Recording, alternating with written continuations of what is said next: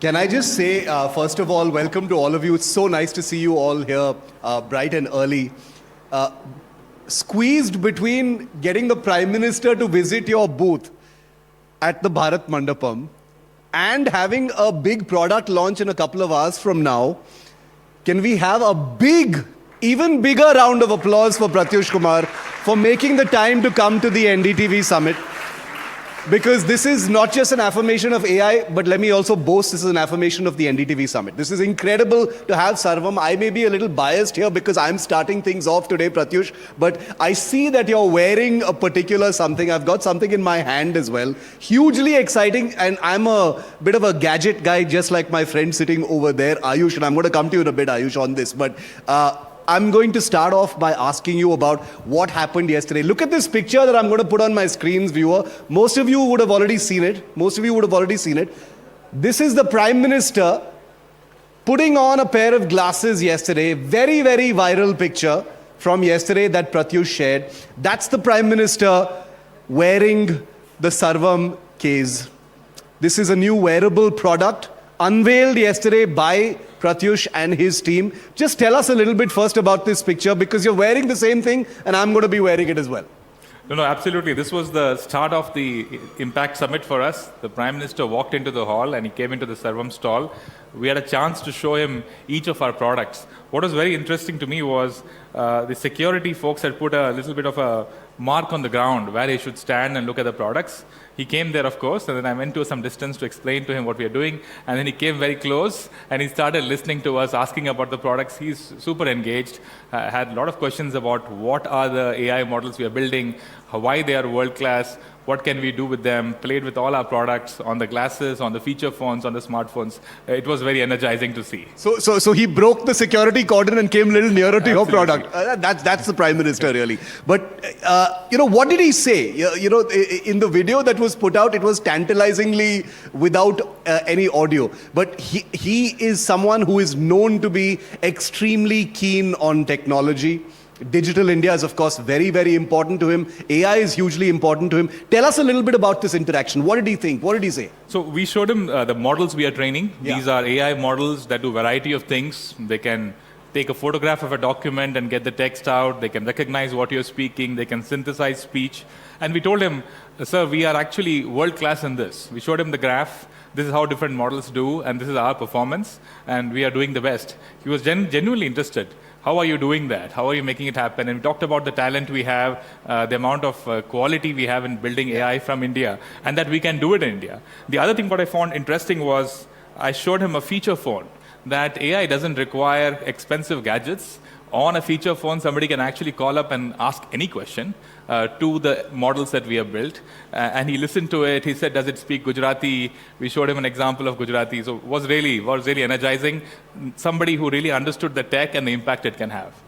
You're wearing the same glasses that the Prime Minister has got on in those pictures. Apologies. And I've got a sort of preview pair of the same glasses that are going to be hitting the market sometime in May this year. Absolutely. In May this year, so it's going to be in retail. You can actually wear one of these. I'm going to put them on for the first time. Looks good. His is already plugged in, by the way. We're going to see what it can do a little later. But tell us, Pratyush, about the Sarvam case. The glasses that you're wearing right now have viraled. People are asking all about it. When I posted about this session this morning with a picture of the glasses, every single question that I had was, a deeper question about these glasses. Tell us about it. You've got them on, and they're switched on, by the way. They're working right now. Yeah. No, see, I want to a little bit step back and talk about, I think, what the theme should be, which is India can. For a long period of time, we've believed that the technology platforms that we use, whether it's social media, operating systems, whether it is even devices, they're often designed, manufactured outside the country. Yeah. And I think the key thing that we are looking at right now, even these glasses, they are designed, they are manufactured, and they are fitted with software, all done in India, right? And we are in a new world of software. It's not the usual software that you had before. you're always going to be hitting these large language models in anything that you do. And that will become the core software that runs everything in our day-to-day lives, in productivity, at work, and entertainment. And those models are also models that we are building in-house at Sarvam, right? So I think this is a moment when we're able to show all of that India can coming together in this device. Yeah, I'm going to come to the India can bit in just a moment, because the language models that you're talking about, the local language models that you're talking about, is something that's also very exciting. But as far as the glasses are concerned, and apologies for staying with the glasses so much, because this is something that's very exciting and it's completely Indian. That's the thing about this, right? That's the reason why it's exciting as well.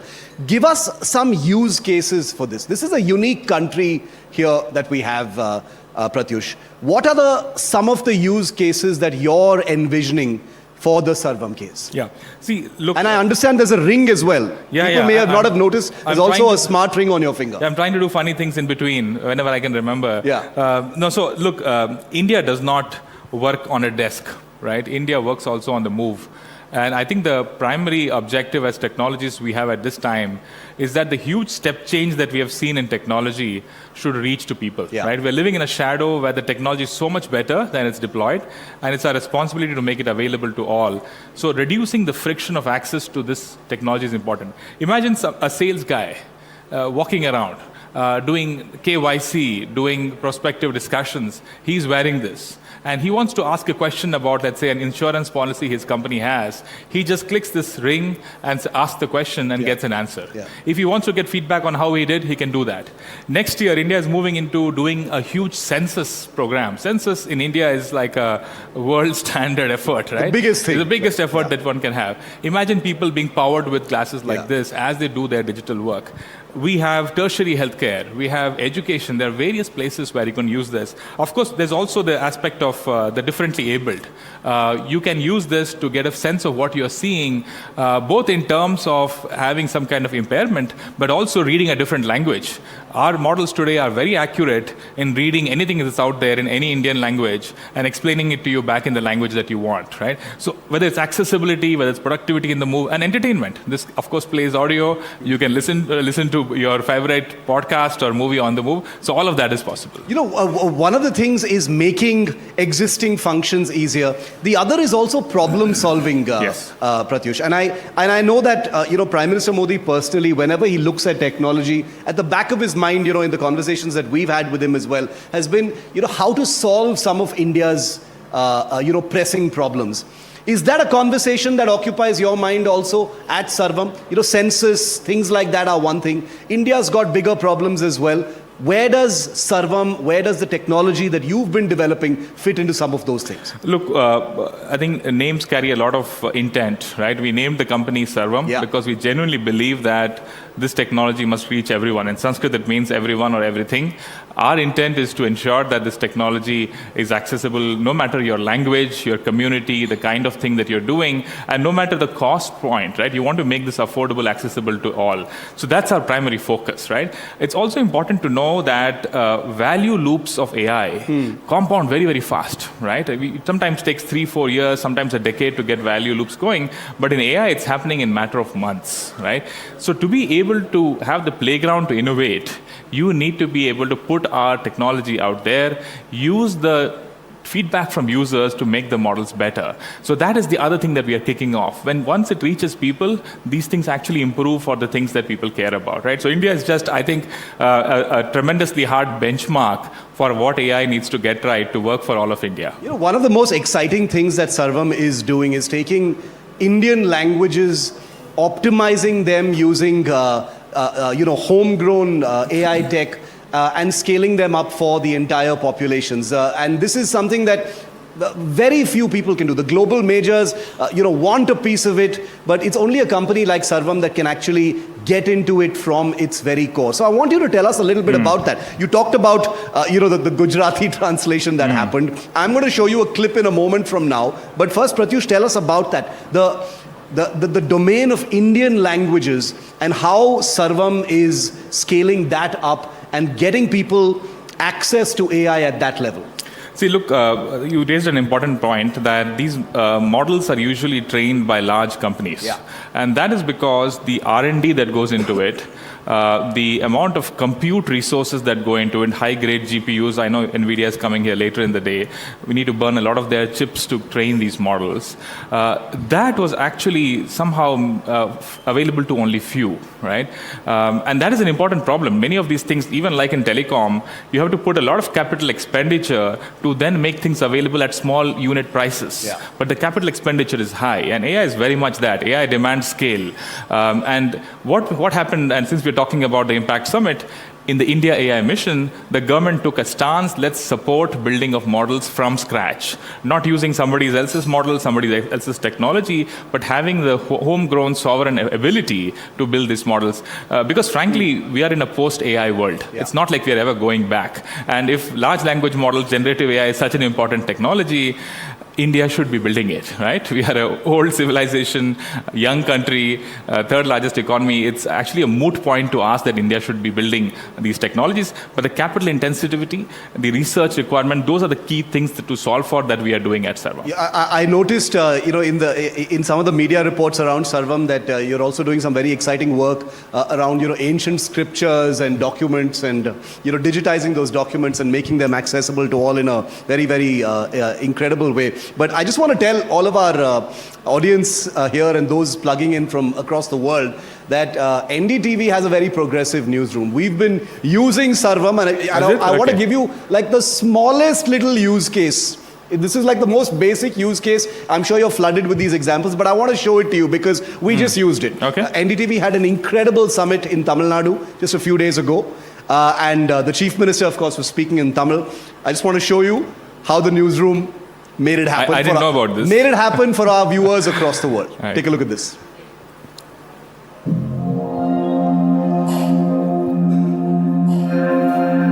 Tamil Nadu உச்சி மாநாட்டில் கலந்து கொண்டு சிறப்பித்துக் கொண்டிருக்கக்கூடிய மாண்புமிகு அமைச்சர் பெருமக்கள்,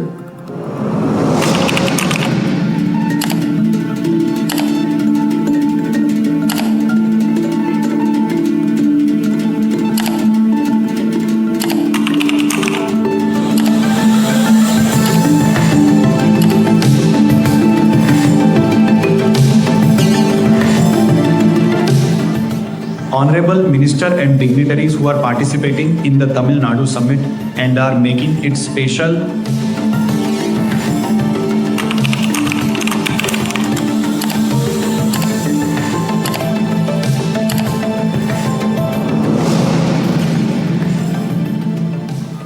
That is cool.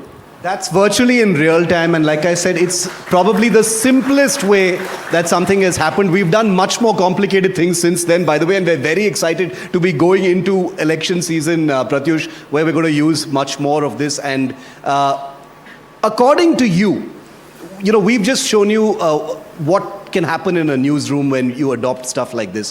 What is the most incredible use case that you've come across or that you're envisioning when it comes to access to language of this kind? The one that I am... It just opens up the population to services beyond measure, I imagine. Yeah, no, absolutely. No, the one that I am most excited about is education, right? Imagine giving a free tutor to every student in this country, which they can access on a feature phone, on a smartphone. They can say, I just studied this today in the class, I didn't understand it, help me out. And it is personalized. It is at the level of the student, in their language, and able to help them, right? This is not at all a fantasy. With very, very low cost, we can provide access to education to all, right? And of course, it applies to healthcare, agriculture, etc. But education, especially in this fast-moving world, is going to be a big challenge, and that's one thing that we can solve. So I'm deeply interested in this concept of per capita consumption of intelligence, right? If we are to be competitive as a country, we need to increase that, and that requires our ability to build them and serve them for use cases that matter. And when we talk about an Indian model, there are many of these global models. Something that you're very, very particular about, and people can see why, is that you're not building on top of somebody else's work. You're doing this from scratch. This is an Indian model. Again, very important to the larger summit that's taking place in the city right now, is that this is building an Indian AI model. Tell us why that is important given the current the current situation across the world? See, look, these models are very powerful, so there should be lots of people building on top of models that exist internationally and doing good things with it. But at Sarvam, we are a foundational company. We are interested in building from scratch because there need to be some foundational bets in the country, and we believe that's important because you need to be able to control the data that goes into these models. You need to be able to play the research and development angle on these models as they evolve. We're in very, very early days of a new era of computing. We cannot give up and be users of this era. We need to build foundationally. And that's the bet we have taken at Sarvam. There is interesting things to be done on top of models, but at Sarvam, we are a foundational company building from scratch and going to continue doing that in the decades to come. You know, for most people, Pratyush, AI is an everyday experience with chatbots, interacting with those, getting it to write things for you at the very simple level. If one were to ask you how India's model or India's AI capability, the one that you're building, is going to be different at that kind of user experience level compared to a chat GPT and the other more, consumer-facing products, how would you describe it? What you're doing differently? Yeah, so firstly, we are investing a lot more on Indian languages. So whether it's the quality of the speech models, whether it's quality of the text models, we benchmark against the best and we are significantly ahead. The other thing we're interested in reducing the cost of access to these models. Yeah. So we make them small, we make them efficient. If on a feature phone, somebody had to on voice ask questions, that's an entirely different use case. You would not even imagine other parts of the world doing, but we still have multiple hundreds of millions of these feature phones active today, right? So we are deeply interested in problems like that. We are also interested in data sets that are specific to India, right? So the cultural nuance to the language, to the culture, all of that we would like to include. So one is being able to compete globally on global benchmarks, which we are doing, right? So language is not the only thing we're interested in. We need to get language right because that is home turf. But we need to make this model strong generally. So whether it is math, whether it is coding, whether it is scientific reasoning, we want these models to be good on all of them. As far as talent density is concerned, just sheer talent within the country to do some of these big, ambitious things that you're, trying to achieve. Where does India stand compared to other countries? Because there is a sense globally that it is India's moment. The summit that you're seeing happen in the city also suggests that there is every effort to put the spotlight on India. Nobody can debate, Pratyush, as far as potential is concerned. Where does India stand? See, look, people, and I like this statement that the Prime Minister said. He said, India mein shakti hai, jagane ki zarurat hai, right? So I genuinely believe that. India has a lot of potential, both in the talent we have in the country, and frankly, talent that would want to come back to the country if we had the playground for innovation. For long, we have not made innovation that feasible in the country, right? Because innovation is somewhat expensive, it needs champions to absorb them, and then value loops to be created on top. I think this is the moment when India is recognizing, maybe helpfully with the geopolitical situation, etc., that we are on, that guys, we have to stand up on our legs, right? And we are too important a country not to do that. So talent, to your question, is there in the country. There's a lot of work that is hard engineering that needs to be done in building these models. There is talent for that. But I'm very, very hopeful that these are early days which will attract a lot of people to come back to India. Not in the way other countries did by forcing them to come back, but genuinely recognizing that India is the place to be and the place to build, right? We see a lot of that happening at Sarvam. Folks from different top companies coming back, joining us, and I believe there's a huge flood of people wanting to come back, and we are shaping up for that. There are millions of young people who are going to be listening to you right now live across NDTV's platforms. What are Sarvam's criteria when you are hiring talent? Everyone wants to know, as the most exciting, one of the most exciting AI companies in India right now, what do you look for when you're hiring the next youngster who may make a difference in AI?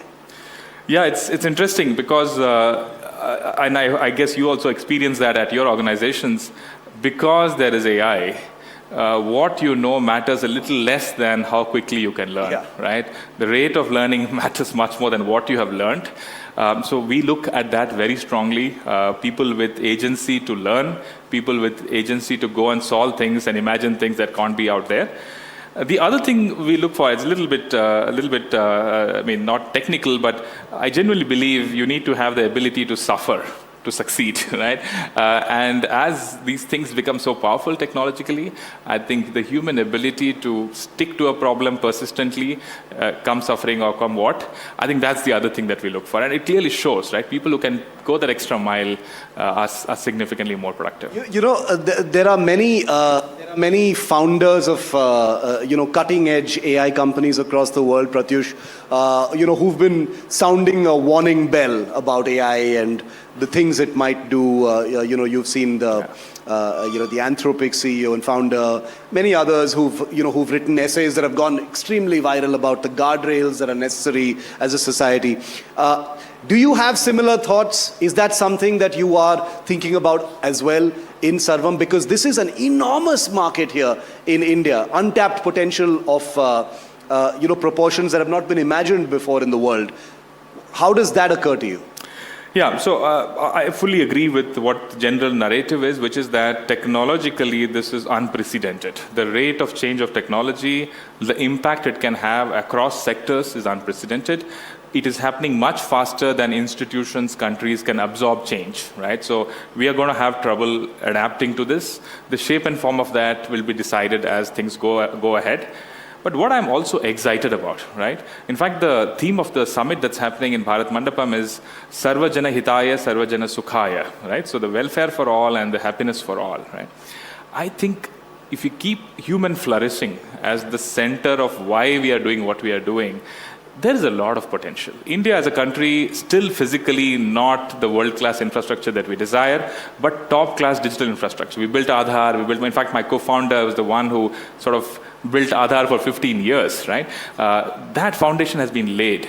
I think now is India's time to imagine what the Sarvajana Hitaya version of AI is and make that a contribution to the world. We can, of course, do R&D at a global standard, but culturally coming from where we are, we can also contribute that back to the world because, frankly, most people in the world are scared.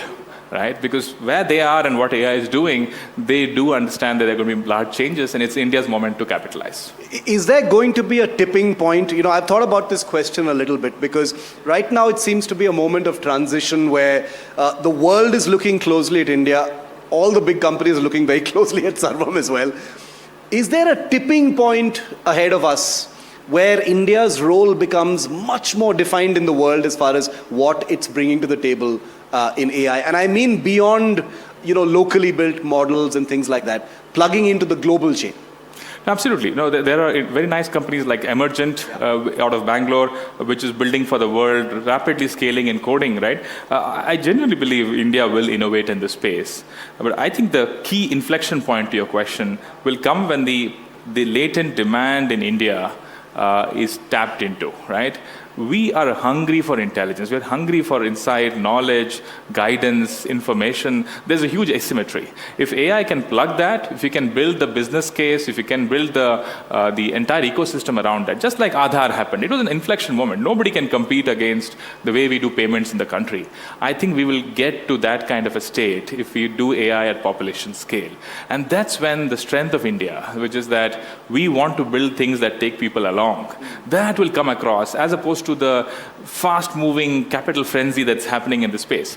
And the third force, of course, is technology. It is so exciting as an engineer that these models are improving so fast. So all of them are going to play out. I think India's moment is when we can deploy it at population scale. One of the themes at the event that you are participating in by the government is India Can, which is a very interesting choice of words because it assumes that that moment is already here.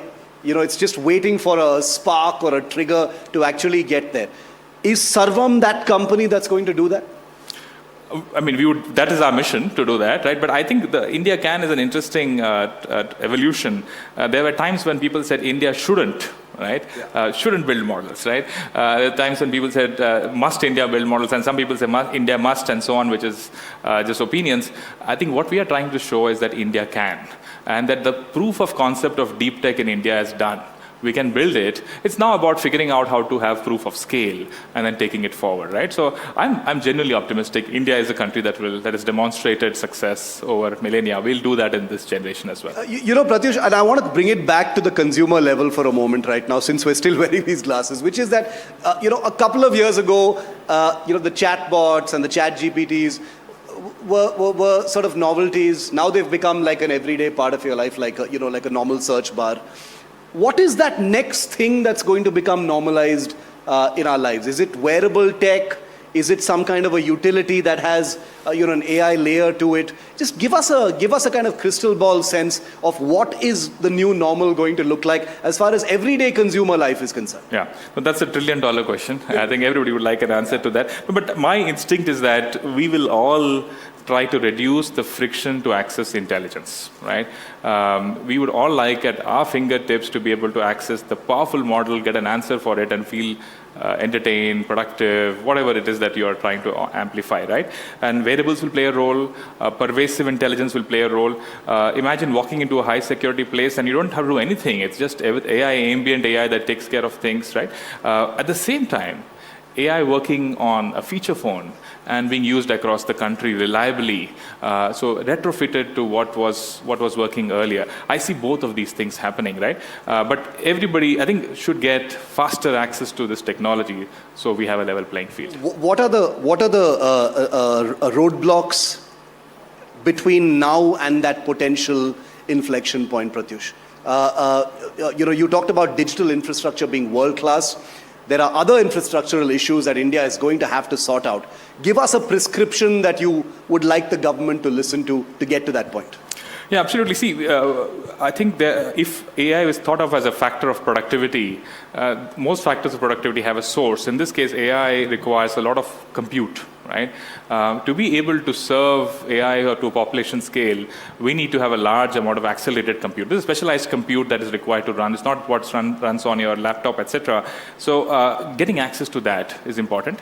And downstream from that is the need to get energy to power these things. Yeah. Of course, we need to do it frugally if you have to reach a population scale, but you still need a lot of it, right? And we should move ahead ambitiously, saying that this is the only post-AI world that there is, and go and create the infrastructure, because infrastructure has a gestation period. It takes time.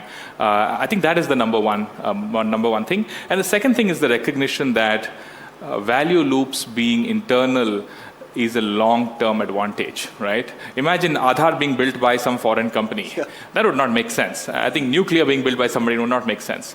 I think this is one such critical technology. In the long arc, sovereignty will matter a lot more. I think what you said right at the start is something that we will end with today, which is that there is no going back.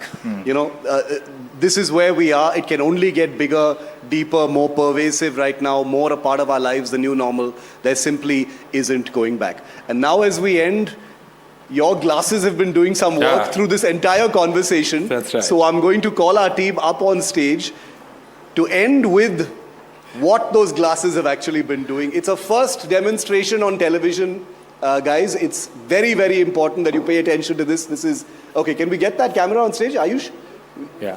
See, the interesting thing about what these glasses is, we don't intend this to be as a one-off thing. You can build things that you need depending on what you're doing. So because we were having this chat, we wanted to build a quick app. So just like you have apps on phones, you can have apps on glasses. This is an app that takes our conversation, it summarizes the conversation. In this case, I asked it to do it in Hindi. So it summarizes the whole thing. I can play it. In fact, I'm listening to the summary in my own glasses. And I've been clicking photos once in a while. So that's you wearing the nice-looking glasses, right? Oh, nice. Zoom in here. You can see the pictures here. So you can. That have been taken with the glasses. Along with it, right? So, and it goes on and gives me an actual transcript of what we have been speaking. I can use this later to, and there are key points written out in Hindi and so on. So all of that happening as we were speaking. So this is one app, and you can imagine having many such apps doing various things as you wear them. I'm just thinking of all the incredible use cases for this. No more meeting minutes. the devil in me is thinking of all the other things one can do with it in national security and espionage and things like that. But incredible. Thanks very much, Pratyush. This has been literally an eye-opener. In May, these glasses go out into the market. In a couple of hours from now, Pratyush is going to be unveiling some new products, which he can't talk about right now. We'll have to plug into that, and we will show all of our audiences across NDTV's network all about that. All the very best, and thank you. Thank you very much, Pratyush.